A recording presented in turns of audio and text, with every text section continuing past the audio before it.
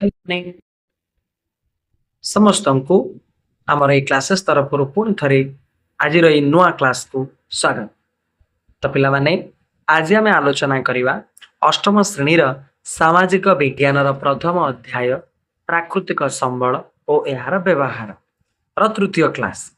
तो पूर्वर पिले आमर दुईटी क्लास हो सारी जो मैंने देखिन टे देखी नव। तो आज आम आलोचना करवा नवीकरण योग्य संबल विषय सॉरी अयोग्य संबल विषय आलोचना करवा। देख पिला माने नवीकरण अयोग्य संबल सृष्टि होगापी बहु वर्ष लगी जाए। आमे जो हार से गुड़ को व्यवहार करुचे सेगुड़िकर से हार पुनः भरण संभव नुह। आमे जेते मात्रा रे ताको व्यवहार करुचे सेतिके मात्रा रे से प्रकृतिर उपाय पूरण होबार अछि। तो उदाहरण स्वरूप जीवाश्म इंधन जेमती कि कोयला पेट्रोलियम लुहा तंभा सुना भली खनिज पदार्थ एवं धातु गुड़िक यही संबलर अंतर्भुक्त। कारण भारत में यथेष्ट परिमाणर कोयला भंडार रही किंतु वर्धित जनसंख्यार शक्ति आवश्यकता पूरण पाई आमे यही कोयलार खनन करिथाउ। तो तुम माने जानिछ जे वर्तमान आम देश में कोयलार मात्रा अधिक अच्छी अवश्य किंतु दिनकू दिन जनसंख्या भी बढ़ुची।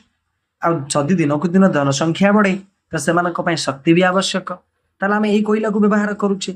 तेबे भारत में गच्छित थिबा कोयला भंडार आउ 50 वर्ष पर्यंत रही पारे बोली आकलन करा जायछि। एटा इंपोर्टेंट पिले आउ 50 वर्ष पर्यंत कोयला रही पारिबो आउ तापर कोयला मिलिबनी। तेणु जेहेतु जनसंख्या वृद्धि हेलाणी विकास कार्य त्वरान्वित चली तेणु दिनकू दिन विद्युत शक्तिर चाहिदा वृद्धि पाइबारे लागिछि।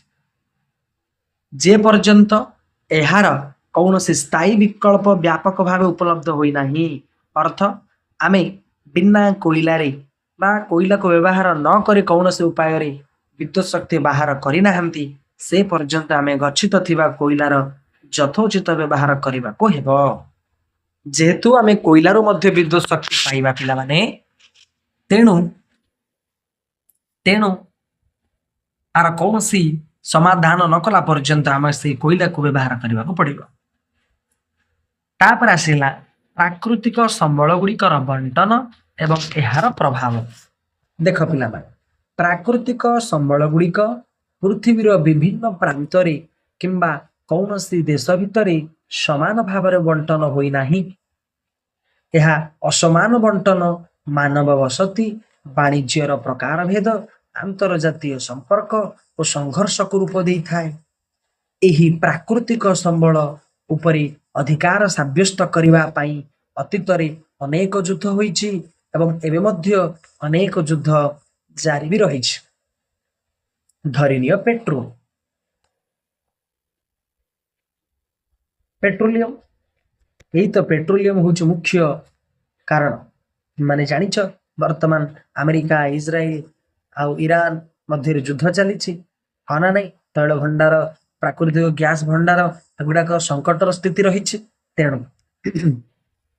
तेणु पिले एगुड़ाक जदि सबु जगार समान भाव में बंटन हो रही था तो आज आम आउ क्या कौन प्रेसर कर आम उपर कि प्रेसर पकई पारि न।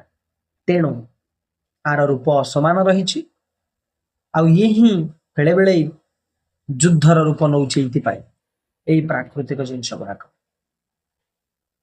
तो पिला माने मानचित्र को टिके देख को अंचल रे कौन कौन सब आमर कोयला कौन कोटी तैल कोटे आयरन कोटे बक्साइट खनिज द्रव्यर बंटन गुड़ाक रही तुम मान को चित्र प्रदर्शित होती। देख जोटे पिले कलार डट गुड़ाक सब सी हूँ कोयला कोयला खनि गुड़ाक रही आ जोटे त्रिभुज हलदिया कलर से तैल भंडार पिंक कलर जो बॉक्स से अच्छी तुम आयरन ओर गुड़ाक लौहपिंड गुड़ाक एवं हलदिया गुड़ाक जो ठिकरी टाइप रही पिला माने ये हूँ तुम कौन बॉक्साइट।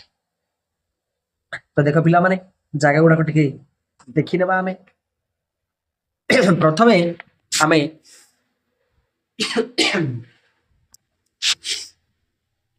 कोयला कथा को देखा कोयला भंडार गुड़ाक को जगार अच्छी।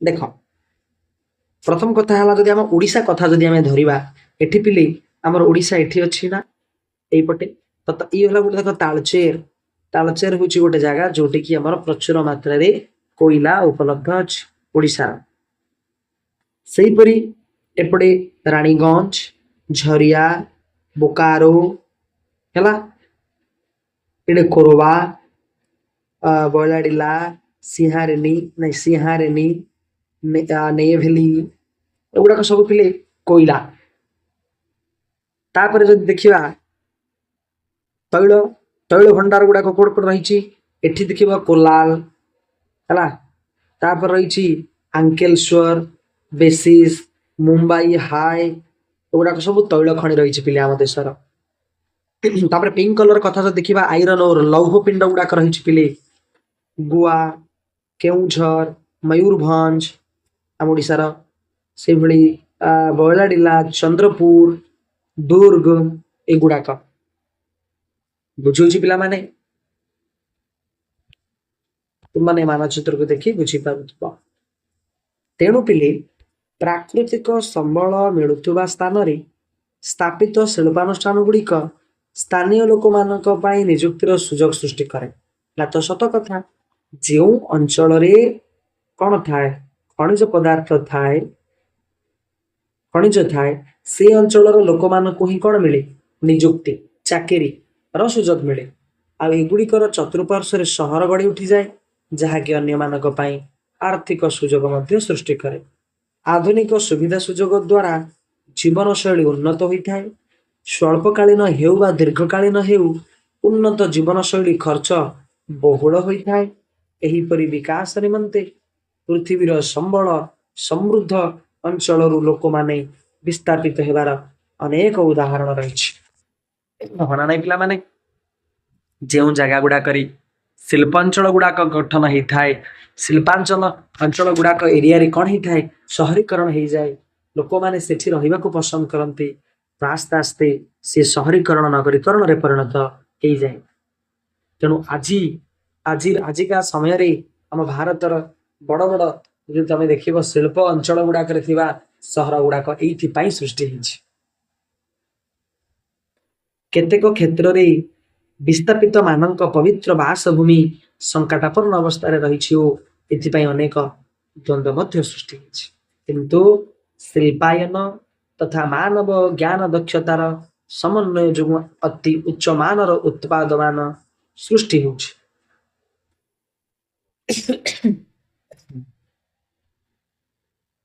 टूज स्टील भली उच्च मानर इस्पात यार एक उदाहरण यह व्यतीत प्राकृतिक संबलर भौगोलिक स्थिति उपरे निर्भर करी जातीय और अंतर्जातीय वाणिज्य प्रभावित होता है तेणु आमे जानू जे भारत रे बृहत साम्राज्यर विकास को अतीतर वाणिज्य ही इंधन जोगाई माने वर्तमान भारत रे जो वाणिज्य रही पूर्वर ही कौन छोट छोट क्षुद्र वाणिज्य गुड़ाक ही ताको इंधन जोगाई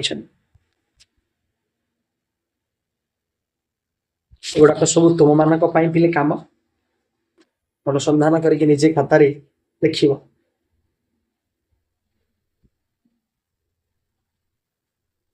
तेणु पिले प्रकृति राजनैतिक सीमा को ध्यान दिए ना एथिपाई विभिन्न देश राज्य मध्य प्राकृतिक संबल अंशधारी उत्तेजना सृष्टि होता है कर्नाटक तमिलनाडु केरल पुडुचेरी रे मध्य कावेरी नदीर जल बंटन यार प्रकृष्ट उदाहरण एटी जल बांटिबा राज्य मध्य बहुत कलह लगी राज्य मानक मध्य आलोचना दक्षतापूर्ण परिचालना द्वारा शांति बजाय रखा सह न्याय संगत बंटनर आवश्यकता रही निश्चित जे पड़ोशी देश मानक मध्य यही भली चुक्तिनामा पहुंचवा एते सहज साध्य व्यापार नुह तेणु बेले बेले यही प्राकृतिक जिनस को नहीं राज्य राज्य मध्य बहुत झगड़ा मध्य होता है पिला माने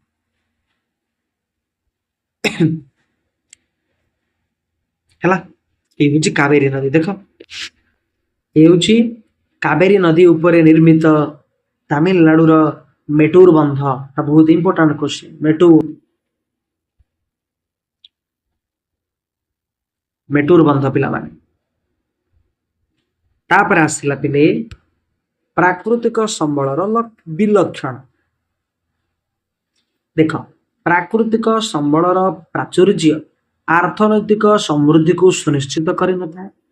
କେତେକ ଅଞ୍ଚଳ ପ୍ରାକୃତିକ ସମ୍ବଳରେ ସମୃଦ୍ଧ ଥିବା ସତ୍ତ୍ୱେ ସେଠାରେ ଆର୍ଥିକ ଅଭିବୃଦ୍ଧି ବିକାଶର ଧାରା ମନ୍ଥର ହୋଇଥାଏ। ଆମେ ଏହା କହିପାରିବାନି ଯେ ଯେଉଁ ଅଞ୍ଚଳରେ ଶିଳ୍ପ ଭରି ହେଇ ରହିଛି ସେଇ ଅଞ୍ଚଳ ସବୁଠୁ ଉନ୍ନତ, ନା, କେବେ କହିପାରିବା ନାହିଁ। କାରଣ ଗୋଟେ ଗୋଟେ ଅଞ୍ଚଳରେ ପ୍ରାକୃତିକ ସମ୍ବଳ ଭରପୁର ମାତ୍ରାରେ ଥାଇ ମଧ୍ୟ ସେମାନେ କ'ଣ ଉନ୍ନତି କରିପାରି ନାହାନ୍ତି। ତେଣୁ ଦେଶରେ ଅନେକ ସାମାଜିକ ଆର୍ଥିକ ସମସ୍ୟାମାନ ସୃଷ୍ଟି ହୁଏ। ଏହି ପରିସ୍ଥିତିକୁ ଅର୍ଥନୀତିଜ୍ଞମାନେ ପ୍ରାକୃତିକ ସମ୍ବଳର ବିଲକ୍ଷଣ କିମ୍ବା ପ୍ରଚୁରତାର ବିରୋଧାଭାସ ବୋଲି କହିଛନ୍ତି। ପ୍ରଚୁରତାର ବିରୋଧାଭାସ। କାରଣ ପିଲେ ସରଳ ଭାବରେ କହିଲେ ପ୍ରଚୁର ପ୍ରାକୃତିକ ସମ୍ବଳ ରହିଥିବା ଦେଶକୁ ଧନୀ କୁହାଯାଇପାରେ ନାହିଁ। ବହୁ କ୍ଷେତ୍ରରେ ସମ୍ବଳକୁ ଉଚ୍ଚ ମୂଲ୍ୟର ଉତ୍ପାଦନରେ ପରିଣତ କରିବାକୁ ଆବଶ୍ୟକ ଶିଳ୍ପ ବିକାଶ ଦେଶର ଆର୍ଥିକ ପରିସ୍ଥିତି ଯୋଗୁଁ ସମ୍ଭବ ହେଉନାହିଁ। ଅର୍ଥ କ'ଣ ପିଲେ ବୁଝ। ଧରିନିଅ ଆମ ଭାରତରେ ଉତ୍କୃଷ୍ଟ ଧରଣର କୋଇଲା ରହିଛି, କିନ୍ତୁ ସେଇ କୋଇଲାକୁ ଉତ୍ପାଦନ କରିକି ବ୍ୟବହାର ଉପଯୋଗୀ କରିବା ପାଇଁ ଆର୍ଥିକ ପରିସ୍ଥିତି ବା ସେତିକି ଆର୍ଥିକ ପରିସ୍ଥିତି ଆମ ଦେଶର ନାହିଁ।